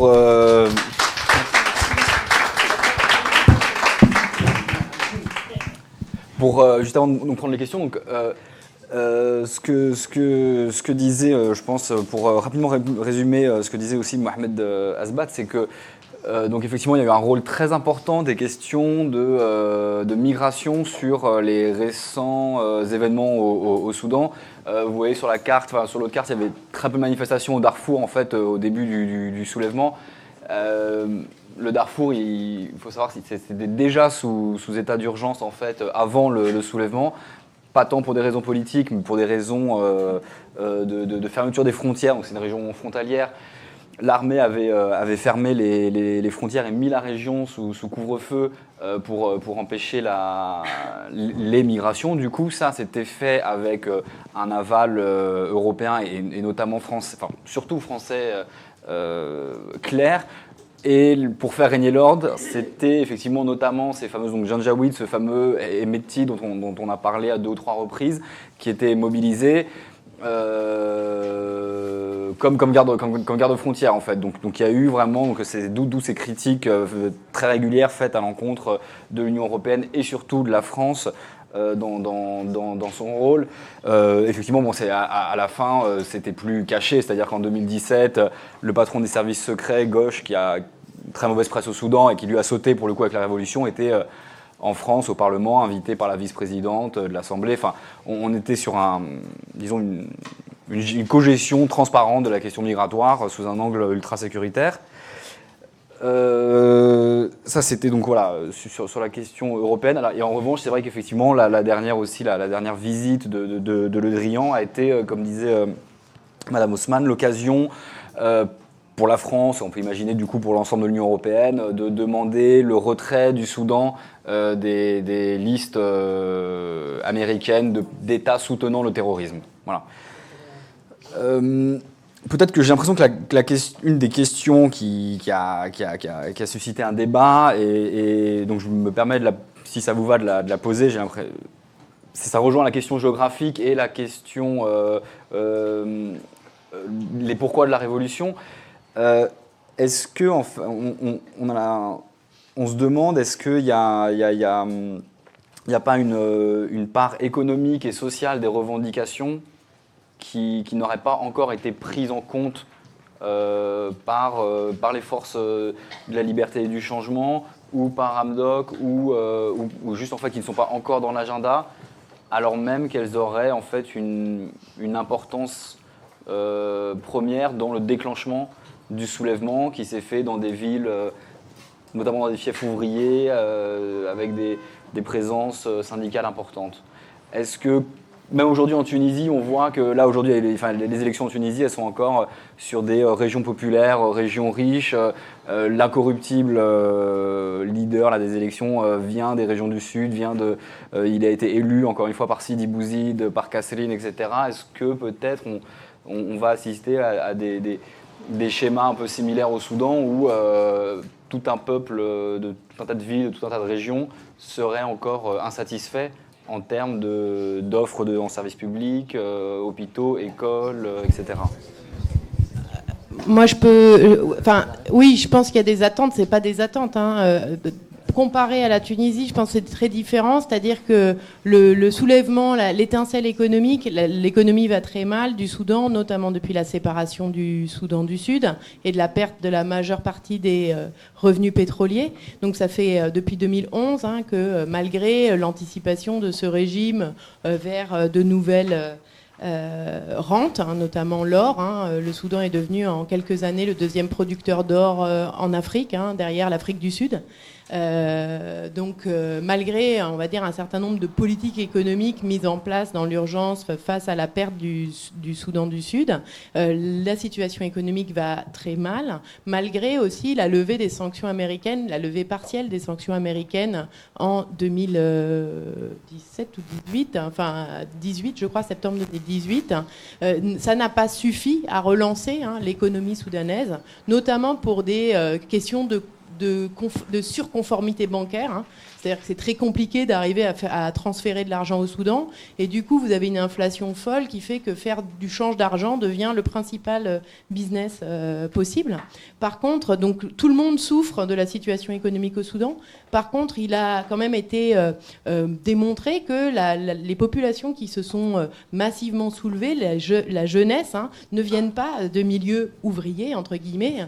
Et ce sont plutôt les classes moyennes, les régions qui ont quelque part été proches du régime, c'est en ça que je disais, mais qui ont bénéficié, pas les régions les plus marginalisées, pas les populations les plus marginalisées. Donc tout le monde souffre au Soudan. Aujourd'hui, la situation économique et les attentes sont extrêmement importantes. Et les défis sont grands, et je pense qu'ils le savent. Le Premier ministre, Hamdok, est un économiste quand même, donc c'est pris en considération. Après, les gens savent aussi que ça va être long, et que ça ne va pas être rose tout de suite. À Khartoum, les gens disent « Nasbour ». On attend, on patiente. « Nasbour ». On a attendu 30 ans, on va encore attendre quelques années. Et ils savent que ça va être long, que ça ne va pas changer tout de suite. Après, le nouveau gouvernement est effectivement dans une urgence. Notamment, ils savent, je pense, parce que Hamdok est quand même aussi un libéral, ils savent que pour le moment, l'essence, par exemple, le prix de l'essence, alors je ne comprends pas tout ce qui se passe autour de l'essence, puisque normalement, le Soudan serait censé pouvoir reprendre la production d'essence, de gaz, enfin de diesel. L'essence est encore soutenue. Les prix de l'essence sont soutenus. Or, dans les 6 mois, 1 an à venir, ce nouveau gouvernement sait qu'il va devoir arrêter de soutenir les prix de l'essence et qu'il y a un gros risque pour l'économie, mais aussi pour sa survie à court terme. Pour de ce gouvernement, il faudrait, en tout cas, c'est dangereux pour lui que ces prix de l'essence ne soient pas soutenus. Donc, je crois qu'Hamdok a demandé 8 milliards. 8 milliards pour pouvoir parer au plus pressé, on va dire, dans les 6 mois, 1 an qui vont arriver. Puisque avant que le Soudan soit sorti de la liste des pays qui soutiennent le terrorisme, il va quand même se passer un certain nombre de mois avant que, du coup, il retrouve une conformité bancaire qui permette de fluidifier, on va dire, les flux financiers sur le pays. أثبت هل هناك مطالب لم تستجب لها أو مطالب جديدة ملحة يمكن أن تعيد تأجيج الثورة أو تؤجج الثورة؟ Y a-t-il encore des attentes sociales et économiques chez la population qui pourraient faire continuer la révolution? أهم شعارات الثورة Bien sûr, parmi les principaux slogans de la révolution, حرية سلام وعدالة. C'était حرية سلام عدالة, c'est liberté, paix et justice. في ظل وجود السلام وفي ظل وجود العدالة يمكن لأي شعب أن يحقق إنتاج في الاقتصاد ويحلحل كل مشكلاته. Avec une paix et une justice, bien sûr que les défis économiques peuvent être soulevés. المشكلة الأساسية والملحة هي مشكلة اقتصادية ومرتبطة بشكل أساسي بمطلوبات الناس اليومية. Et donc le principal problème économique, c'est tout simplement les premiers produits de nécessité. ولكن هي ليست بالمشكلة الكبيرة لأنه السودان بلد غني جدا.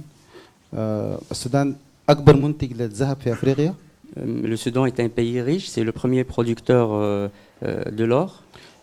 شمال وجنوب السودان ينتجان أكثر من 650 ألف برميل يوميا من النفط. Entre le nord et le sud du Soudan produisent 650 000 barils de pétrole. في اليوم. Chaque jour, 650 000 barils par jour de pétrole. السودان هو الدولة الأعلى والأكثر إنتاجا للصمغ العربي في العالم وهو سلعة استراتيجية وغالية جدا الصمغ العربي. C'est également le premier producteur de la gomme arabe dans le monde. وبالتالي مشكلة الاقتصاد يمكن حلها إذا توفرت العدالة لسبب بسيط لأنه الحكومة الدكتور حمدوك ورثت فساد دولة.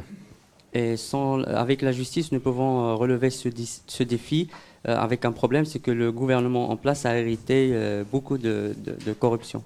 ولكن لا يمكن أبدا أن يحصل أي اختراق في مجال الاقتصاد ما لم تعالج مشكلة تعيين رئيس للقضاء ونائب عام. Mais sans رئيس القضاء يعني وزير العدل. لا رئيس القضاء سلطة مستقلة في. Sans un chef de la justice, un ministre. J'ai dit ministre, il a dit il y a pas de, c'est indépendant, c'est un chef de la justice. Oui. ما فيش وزير يعني.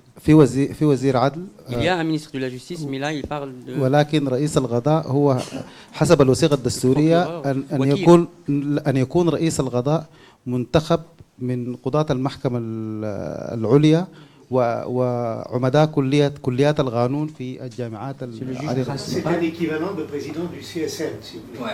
C'est président de la Cour de cassation, de la Cour suprême, mais qui est élu par les magistrats. Super procureur. ما لم يتم تعيين قضاء نزيه ومشهود له بالكفاءة والمهنية. Donc sans ce procureur, une justice indépendante et compétente. وما لم يتم تسمية نائب عام أيضا مشهود له بالنزاهة والكفاءة والمهنية. إيش الفرق بين الرئيس والنائب؟ الفرق النيابة العامة هي اللي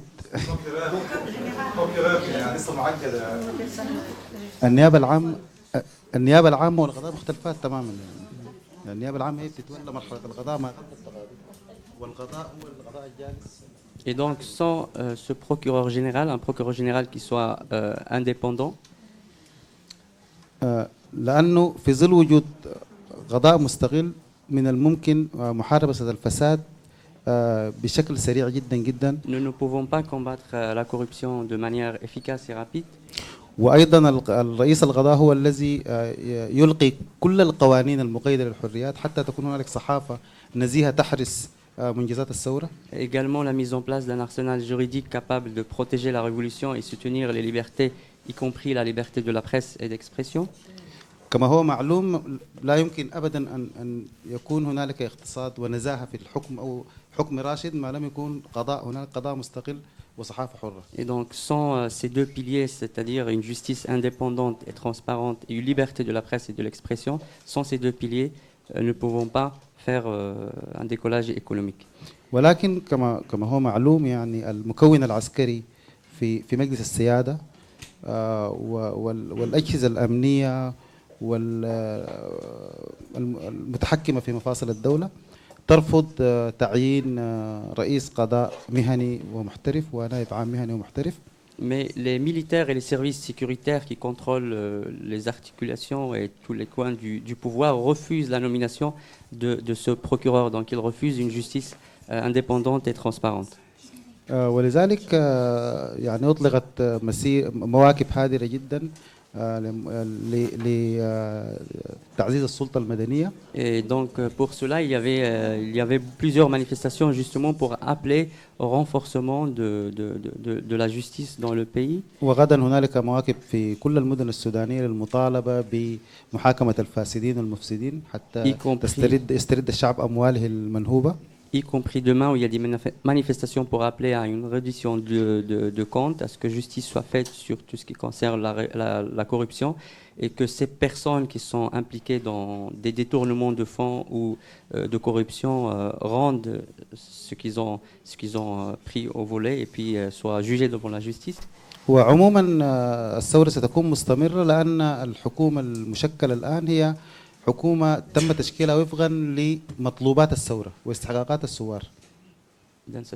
Et donc je pense que la révolution va continuer parce que le gouvernement en place a été mis en place selon les revendications du peuple de la rue. Donc c'est un gouvernement qui émane d'une volonté populaire. وسيستمر الضغط الشعبي طوال ال3 أعوام من فترة الحكم الانتقالي حتى يتم وضع المنصة الأساسية للتحول الديمقراطي في البلاد.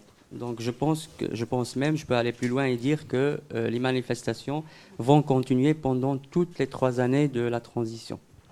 هنالك معارك في هذا السياق، هنالك معارك مهمة جدا. أولها المعركة التي ستبدأ في منتصف أكتوبر المقبل وهي استعادة النقابات المهنية في السودان. Et le prochain combat en mi-octobre, c'est la récupération de tout ce qui est syndicats et assemblées et rassemblements professionnels.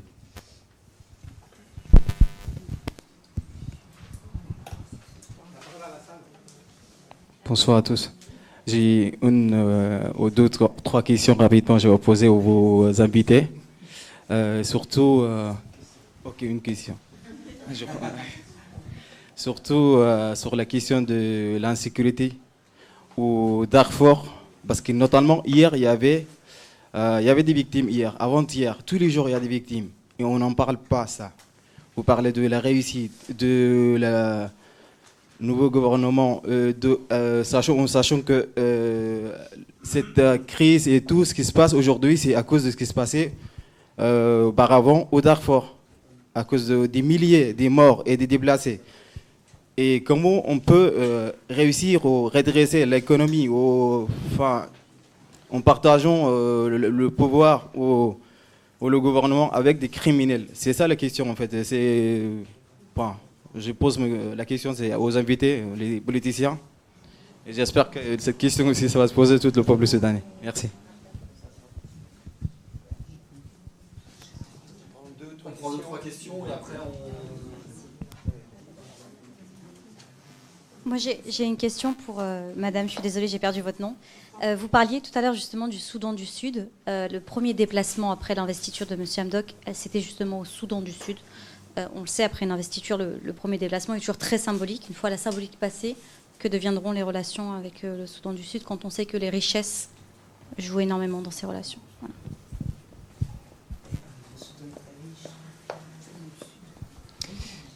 Merci beaucoup. Moi, j'aimerais revenir sur un point où j'aimerais avoir quelques précisions. Vous avez parlé très brièvement. C'est la question de la relation entre religion et État, en fait. C'est avant la Révolution, le Soudan, c'était une des rares républiques islamiques dans le monde qui appliquait la charia. Et du coup, maintenant que la Révolution a eu lieu, monsieur disait que les islamistes ne sont plus acceptés, mais j'ai quand même vu que les militaires avaient dit que la constitution serait toujours basée sur la charia. J'ai vu certaines manifestations de musulmans conservateurs manifester pour que la charia soit continuée à être appliquée. Donc du coup, ma question c'est, la révolution, est-ce que ça va amener à une sécularisation de l'État soudanais ? Est-ce que la charia sera toujours partie de la Constitution ou on ne sait pas encore ? Et si vous me permettez une dernière question très rapide, qu'en est-il de l'implication du Yémen, enfin de l'implication du Soudan dans la guerre au Yémen? Est-ce que ça va continuer ou pas dans cette guerre si horrible? Merci.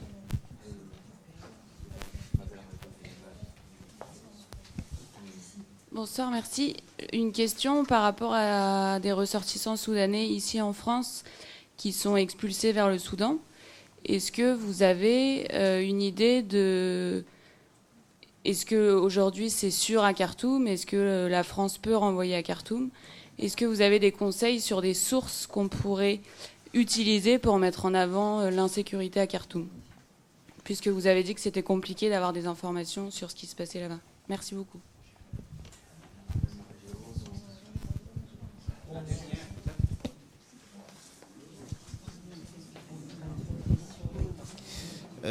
Moi, je voudrais juste savoir, Monsieur Mohamed et Madame Osman, vous vous êtes contredit par rapport à la révolution.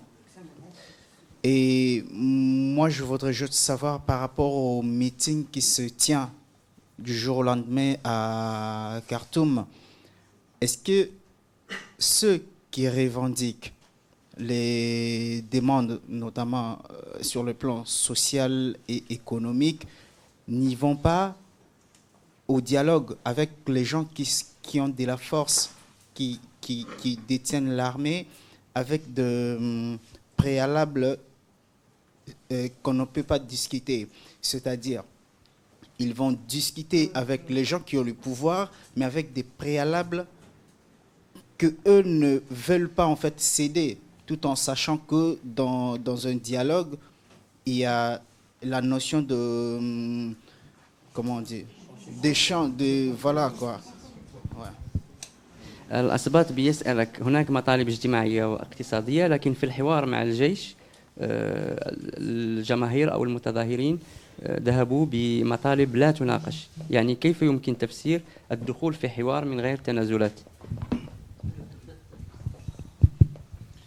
هو اصلا يعني الموضوع في البدايه كان معقد جدا.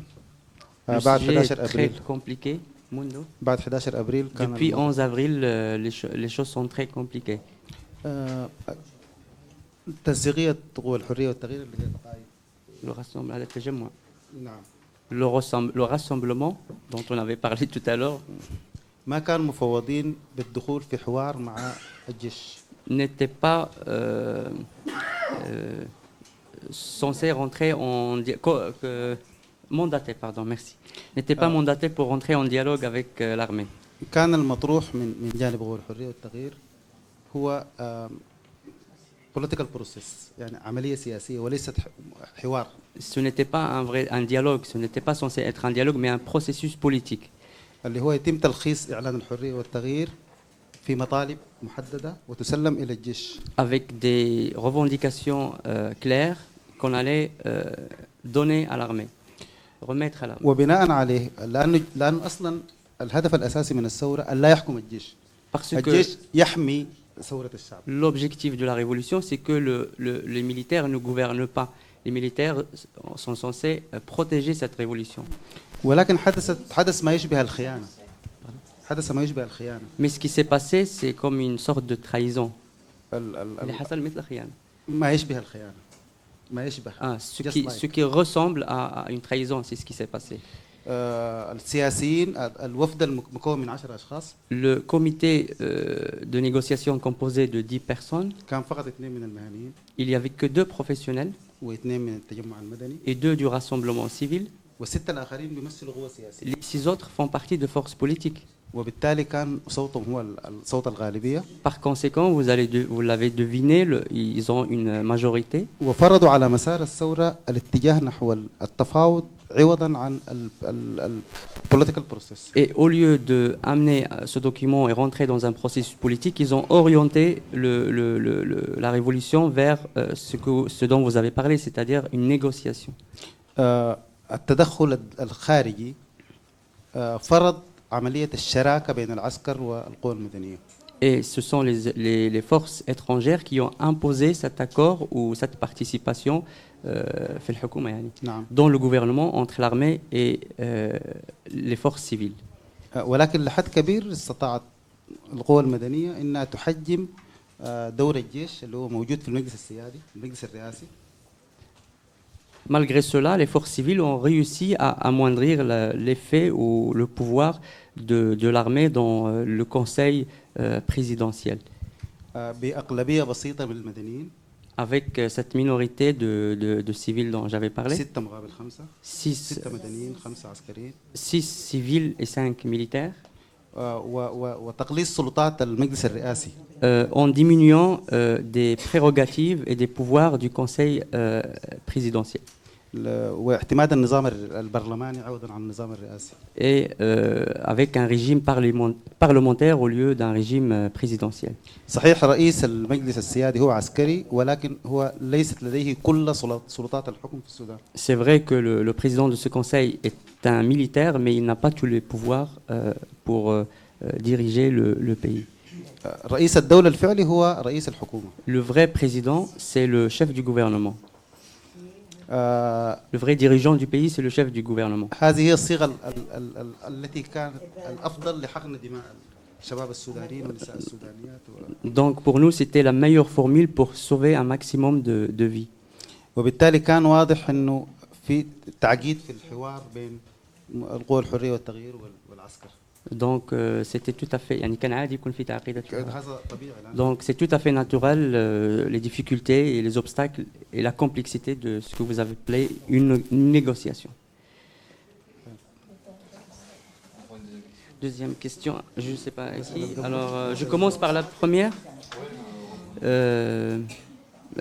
كيف يمكن أن تتحدث أو أن تتحدثي عن الأمن خاصة في دارفور؟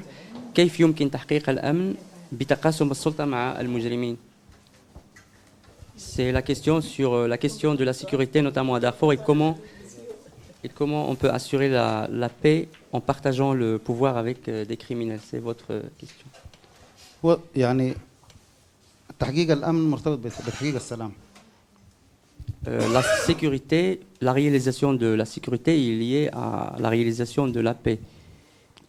بدون تحقيق عملية سلام مستدام في السودان لا يوجد أمن ليس في مناطق الحرب حتى في الخرطوم لا يوجد أمن.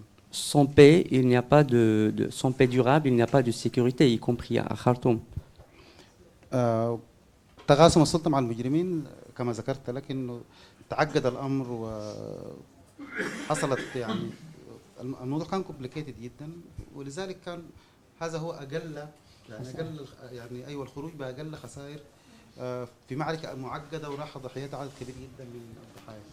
Vous avez parlé du partage un partage du pouvoir avec les criminels, mais quand je viens d'expliquer au monsieur qui a posé la question, la chose était très compliquée et je pense que c'est la meilleure façon pour épargner davantage de victimes. أيضا عملية إصلاح الاقتصاد مرتبط بالسلام. يعني السر نجاح ثورة ديسمبر هو تحقيق السلام في جنوب كردفان والنيل الأزرق ودارفور. Et c'est le secret de la réussite de la révolution du décembre, c'est-à-dire la réalisation de la paix. Et c'est très utile pour un décollage économique. Sharia, oui. Et donc la question sur la laïcité, le rapport religion et les craintes des islamistes. يتحدث عن العلاقة بين الدين والدولة. قبل الثورة قلت كانت هناك جمهورية إسلامية تحكم بالشريعة. الآن قلتم أنه لا فرصة للإسلاميين للحكم، لكن في الدستور هناك شريعة وهناك أيضا تظاهرات لمحافظين إسلاميين طالبوا بتطبيق الشريعة. رأيك الآن هل الوضع هل هناك طموح أو هناك وضع يعني ينادي بالعلمانية بفصل الدين عن الدولة أم أننا بصدد يعني دولة ستحكم بالشريعة؟ لا دقيقة بس. عموما فيما يتعلق بالموضوع يعني كل السودانيين أنا هتكلم عن نفسي. Globalement, parce que la question concerne votre question concerne tous les Soudanais, moi je vais parler de ma propre opinion. وأنا أصلا ما مخول أتكلم باسم الحرية والتغيير في قضية. C'est une question très sensible et je ne peux pas parler au nom de tous les Soudanais. السودان بلد متعدد الأديان والأعراق. Le Soudan est un pays multiconfessionnel. où il y a plusieurs religions et entre guillemets races, si on peut dire, ethnies, pardon. يعني ما زال هنالك عدد كبير من المسيحيين يعيشون في السودان. Il y a beaucoup de chrétiens qui vivent aujourd'hui au Soudan. لدينا في السودان واحدة من أجمل الكنائس في أفريقيا في مدينة الأبيض. Nous avons une des plus belles cathédrales. لدينا هنالك يهود يعيشون في السودان ويعملون في. Des juifs qui travaillent, qui vivent normalement بعض au المسائل Soudan. الاقتصادية والمحاسبية. Notamment dans les secteurs liés à l'économie, pour être plus précis dans la comptabilité. وبالتالي من الأفضل للسودان أن يحكم بقوانين مدنية وأن يترك أمر الشرع أمر التشريع يعني في القضايا الشخصية. Donc ma position est la suivante, c'est que vu cette diversité-là, il vaut mieux que le Soudan soit gouverné par des lois civiles. والسبب الثاني تجربة الشريعة الإسلامية في 30 سنة أفرزت الفساد المالي والأخلاقي ونهب أموال الدولة واغتصاب النساء والأطفال وارتكاب جرائم حرب وجرائم ضد الإنسانية وبشاعات لا يمكن أن يقبلها أي عقل بشري ولا أي ضمير إنساني حي. Et l'autre argument, c'est que depuis 30 ans, vous avez parlé de la charia. Qu'est-ce qu'a donné ces gouvernements qui ont appliqué la charia? C'est de la corruption, des viols, des guerres contre, des crimes contre l'humanité. C'est des atrocités que aucun esprit et aucune conscience ne peut accepter. وأيضا تجارب الشريعة الإسلامية في بلدان زي السعودية أو طالبان أو كل الدول التي طبقت الشريعة الإسلامية قدمت أبشع أنواع الحكم وأسوأ أنواع الحكم وافتقرت إلى أبسط قيم وقواعد العدالة. Et puis nous avons les exemples à l'échelle internationale avec les talibans, l'Arabie Saoudite, qui ont engendré des régimes qui ne respectent le moindre des valeurs humaines. والسودان منذ أن نال استقلاله حتى 30 يونيو 89 قبل انقلاب عمر البشير كان بلد يحكم بقوانين مدنية وديمقراطية وتحترم حقوق الناس ولم يعترض سوداني على هذه القوانين ولم يطالب أحد في الشارع بتغيير هذه القوانين المدنية ولكن فرضت بقوة السلاح والقوة النارية في عهد عمر البشير. Et avant Omar el-Bashir, avant 89, le Soudan a été gouverné par des lois civiles. C'est par la force, c'est par les mitraillettes et par la force de l'armée que ces gens-là, des dictateurs, ont imposé la charia. وبالتالي أنا أرى الأفضل للشعب السوداني أن يحكم بقوانين مدنية ديمقراطية تحترم كرامة الإنسان وتحفظ حقوق المرأة وتخلق عدالة حقيقية للشعب السوداني. Et donc, mon espoir, en tout cas et ma volonté, en tout cas mon opinion, c'est que le peuple soudanais soit gouverné par des lois civiles qui respectent sa dignité, les droits des femmes et la justice.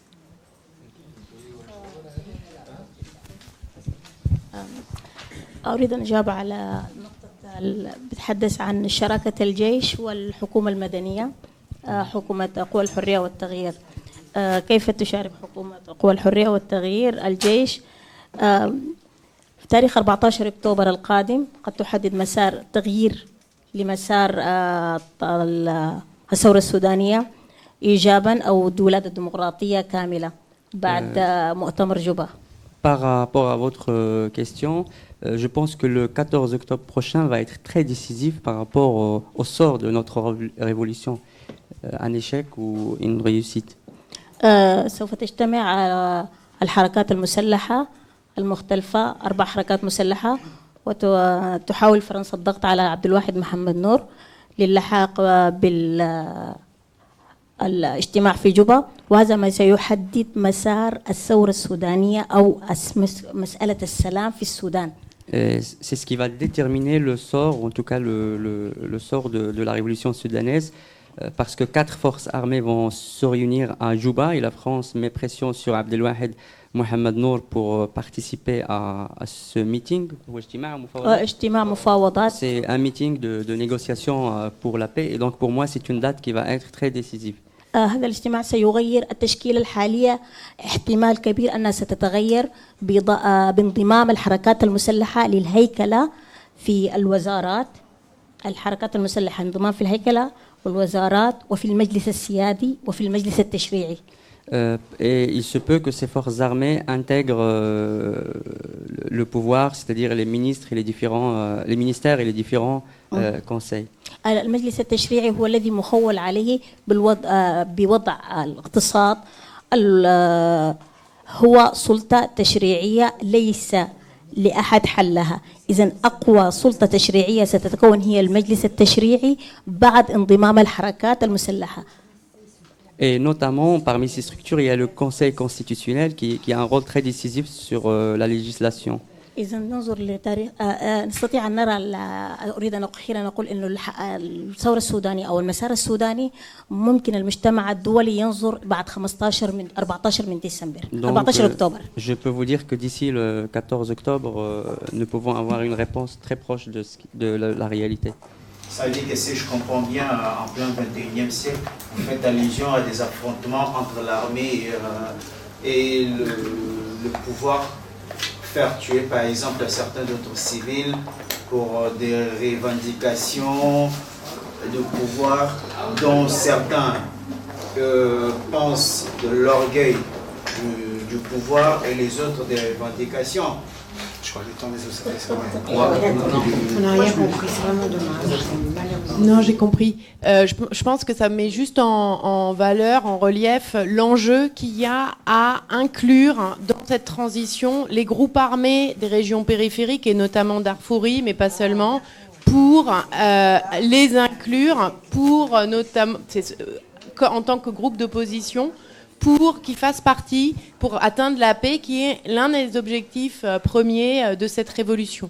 Pour le moment, voilà. Il y a une question de représentation régionale très importante. On va un petit peu s'arrêter là. Donc du coup, c'était à plusieurs entrées, effectivement. Donc la question des femmes, la question de la justice transitionnelle, la question économique, toutes sont très liées. Et on va répondre aux questions...